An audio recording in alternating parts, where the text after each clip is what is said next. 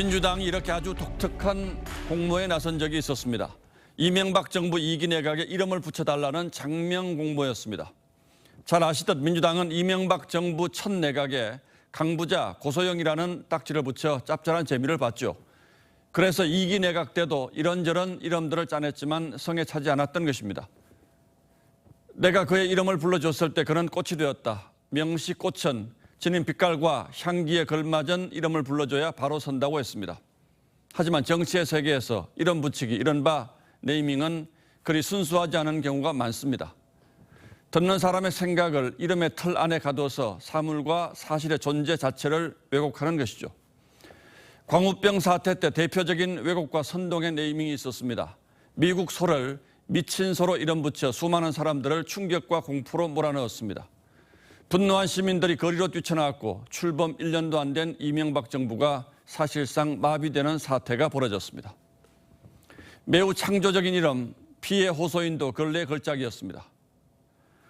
이재명 의원의 부인 김혜경 씨 측은 경찰 출석에 앞서 이 의원 페이스북에 이런 글을 올렸습니다. 김 씨가 이른바 7만 8천 원 사건 등 법인카드 관련 조사를 위해 출석합니다. 그러고는 김 씨가 음식점에서 민주당 관련 인사 3명과 점심을 들었을 때 식비 처리를 장황하게 설명했습니다. 요약하자면 김 씨는 자기 밥값을 적법하게 지불했고 나머지 3인분 7만 8천 원이 경기도 법인카드로 결제됐다는 겁니다. 이 건은 선거법 위반 혐의와 직결돼 사안이 무겁기도 합니다만 김 씨가 애초부터 모든 법인카드 부당 사용 사실을 몰랐다는 증거로 내세웠습니다. 그러면 법인카드와 관련한 생생한 녹취들은 대체 다 무엇이라는 얘기입니까? 이 의원 지지자들은 당장 이 7만 8천 원을 법인카드 사건을 규정하는 이름으로 부각시키고 있습니다. 고작 7만 8천 원을 문제 삼아 이 난리를 치르냐는 거죠. 친 이재명계 최고위원 후보는 7만 8천 원으로 소환 조사했다면 수십억 원대의 주가 조작 혐의자는 구속 수사해야 한다며 김건희 여사 공격에 갖다 붙였습니다. 이재명 의원도 사죄 글에서 다시 7만 8천 원 사건을 거론했습니다. 사죄도 부하 직원을 관리 못하고 아내가 공무원에게 사적 도움을 받은 점에만 국한했습니다.